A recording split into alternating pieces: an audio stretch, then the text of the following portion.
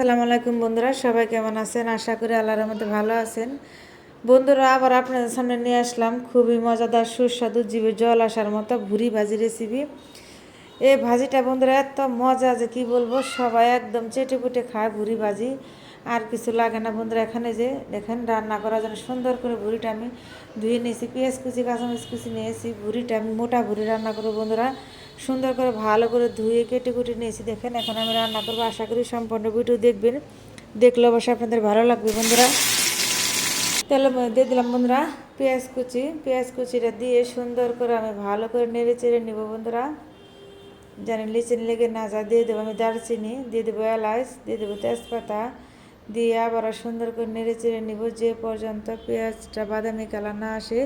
এই পর্যন্ত আমি সুন্দর করে ভালো করে নেড়ে চেড়ে নেবো। যেমন পেঁয়াজ ভাজাটা হয়ে গেছে, এখন বন্ধুরা দিয়ে দেবো আমি রসুন বাটা, কাঁচামরিচ বাটা, জিরা বাটা, আদা বাটা দিয়ে সুন্দর করে নেড়ে চেড়ে দেবো, যেন কাঁচা গন্ধটা চলে যায়। এখন বন্ধুরা আমি দিয়ে দেব হলুদের গুঁড়া, দিয়ে দেবো বন্ধুরা আমি মরিচের গুঁড়া,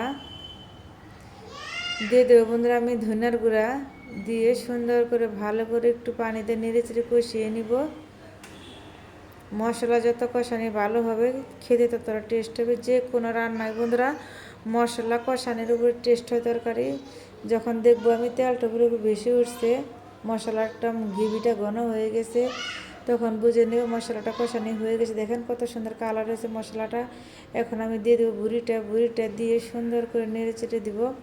আর বন্ধুরা, আমার কাছে গরুর মাংসের চাইতে গরুর ভুঁড়িটা খেতে ভালো লাগে সবচাইতে বেশি। আর গরুর ভুঁড়িতে বন্ধুরা সবাই খুবই পছন্দের একটি খাবার, সবাই অনেক পছন্দ করে এই ভুঁড়িটা। ভাত, রুটি, পরোটা সব কিছুর সাথে খেতে খুবই ভালো লাগে।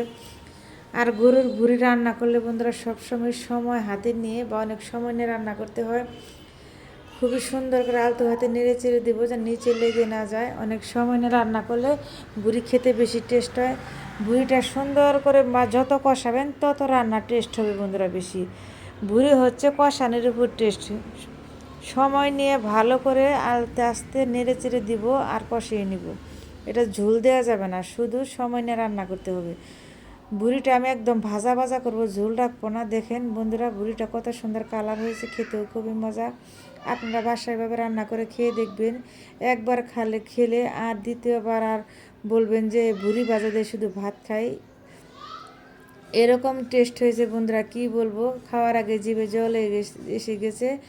বন্ধুরা কথা বলতে বলতে ভুল হয়ে যায়, কিছু মনে নেবেন না। ভুঁড়ি ভাজি দেখে লোভ সামলাতে পারতেছি না, মনে হয় এখনই ভাত খেয়ে ফেলি।